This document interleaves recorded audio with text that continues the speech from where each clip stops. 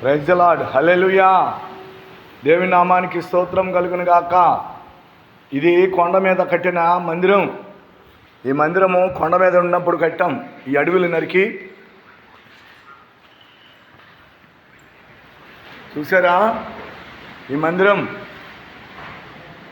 నేను 10 సంవత్సరాల క్రితం వచ్చినప్పుడు ఈ కొండ మీద ప్రార్థన చేశాను.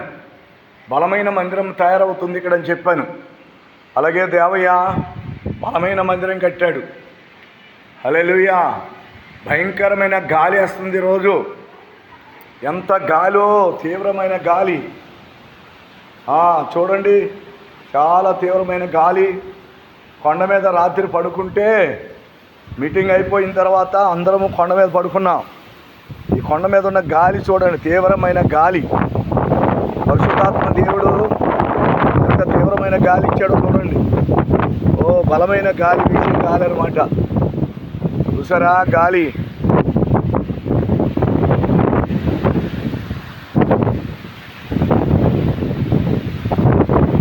చూడండి గాలి గాలి ఘోరంగా.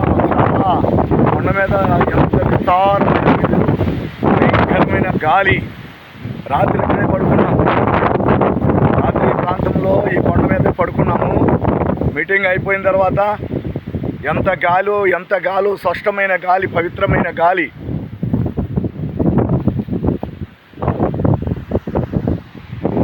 తెల్లవారులు ఇలా గాలి వస్తూనే ఉంది. సుడిగాలి. ఎంత తీవ్రమైన గాలి అంటే వర్ణించలేమన్నమాట. ఈ ఆనందాన్ని, సంతోషాన్ని చెప్పసక్ష్యం కాదు. అలా పడుకున్నాక బెడ్షీట్లు కూడా ఎగిరిపోయాయి. ఒక్క దోమ కానీ. ఈ కొండ మీద రాత్రి మీటింగ్ అయిన తర్వాత ఇంకెక్కడికి వెళ్ళదు, ఇక్కడే పడుకున్నాం. ఇక్కడ తేళ్ళు ఉంటాయి, జర్రులు ఉంటాయి, మండ్రకప్పలు ఉంటాయి, పాములు ఉంటాయి. కిందే పడుకున్నాం. కొండ మీదే పడుకున్నాం. కొండ దిగువైన చాలా ఎత్తైన పర్వతం. ఈ పర్వతం మీద నేను ప్రవచనం చెప్పా 10 సంవత్సరాల క్రితం. ఇక్కడ దేవుని మందిరం కట్టబడుతుందని. రాత్రి పిల్లల పాటలు పాడారు. అద్భుతంగా మీటింగ్ జరిగింది. దేవుని రాకడ అతి సమీపం అయిపోయింది. వచ్చుచున్నవాడు ఆలస్యము చేయక త్వరగా వచ్చుచున్నాడు. నా ఎదుట నీతిమంతుడైన వాడు విశ్వాస మూలముగా జీవించును. మనము జీవించేది, మన బ్రతికేది విశ్వాస మూలముగానే జీవించాలి. ఇక మనకు బ్రతుకుండదు. ఎందుకంటే భయంకరమైన రోజుల్లోకి వచ్చేసాం. భయంకరమైన కాలంలో ఉన్నాం. అపాయకరమైన కాలములో ఉన్నాం. దుర్దినములలో ఉన్నాం. కాబట్టి ప్రభువు బిడ్డలు విశ్వాస మూలముగా జీవించాలి. రానున్న రోజుల్లో నీళ్లు కరువైపోతాయి. మన నిత్యావసర వస్తువులన్నీ కూడా రేట్లు పెరిగిపోతాయి. గ్యాస్ దొరకదు, ఆయిల్ దొరకదు. నిత్యావసర వస్తువులు కూడా ఆకాశమంత ఎత్తుగా పెరిగిపోతాయి రేట్లు. భయంకరమైన కరువు కూడా రాబోతుంది.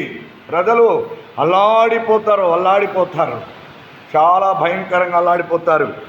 అందుకే ప్రభు బిడ్డలమైన మనకు దేవుడు ఒక వాగ్దానం చేశాడు. ఏంటి అంటే హెబ్రీలకు రాసిన పత్రిక 10వ అధ్యాయం 37వ వచనములో, ఇక కాలము కొంచెముగానే ఉన్నది, వచ్చుచున్నవాడు ఆలస్యము చేయక త్వరగా వచ్చేస్తున్నాడు. నా ఎదుట నీతిమంతుడైన వాడు విశ్వాస మూలమున జీవించును. హల్లెలూయా. జీవించేది ఆ భయంకరమైన రోజుల్లో విశ్వాసం వల్లనే మనం బ్రతుకుతాం. మన విశ్వాసమే మనకి భోజనం పెడుతుంది. మన విశ్వాసమును బట్టి దేవుడు మనల్ని పోషిస్తాడు. ఆనాడు అరణ్యములో ఇశ్రాయేలులను ఆకాశము నుండి మన్నాను కురిపించి ఎలాగైతే వారిని పోషించాడో, నిజముగా ప్రార్థనా పరులైన మన జీవితాల్లో ఎప్పుడైతే మన విశ్వాసమును బట్టి ప్రభువును ఆధారము చేసుకున్నామో, మరి దాన్ని బట్టి మనము విశ్వాసాన్ని కాపాడుకొని నమ్మకముగా మనం ప్రార్థన చేసి ప్రార్థనా పరులమైతే ఆ విశ్వాసమును బట్టి మనం పోషింపబడతాం. ఆయనే మనల్ని పోషిస్తాడు. యావత్తు ప్రపంచమంతా భయంకరమైనటువంటి కరువు రాబోతుంది. అపాయకరమైన కాలం, ఘోరమైనటువంటి పరిస్థితులు ఏర్పడ్డాయి. యుద్ధాలు, ఎక్కడ చూస్తే అక్కడ యుద్ధాలు, ఎక్కడ చూస్తే అక్కడ గొడవలు. ఘోరమైనటువంటి ప్రమాదకరమైన కాలంలో ఉన్నాం. దుర్దినాలలో ఉన్నాం. అంచె దినములలో ఉన్నాం, అపాయకరమైన కాలంలో ఉన్నాం. ప్రజలారా జాగ్రత్త. మన ప్రభును మన రక్షకుడైన యేసుక్రీస్తు వారి నామమున విశ్వాసముంచి ప్రార్థన చేసి ప్రార్థనా అనుభవం నీ బ్రతుకులో ఉంటే ఆ కాలమున, ఆ శ్రమలలో, ఆ కష్టాలలో, ఆ బాధాకరమైన పరిస్థితుల్లో ఆయనే నిన్ను పోషించును. ఆమేన్. ఆయనే మనలను పోషించును. ఆమేన్.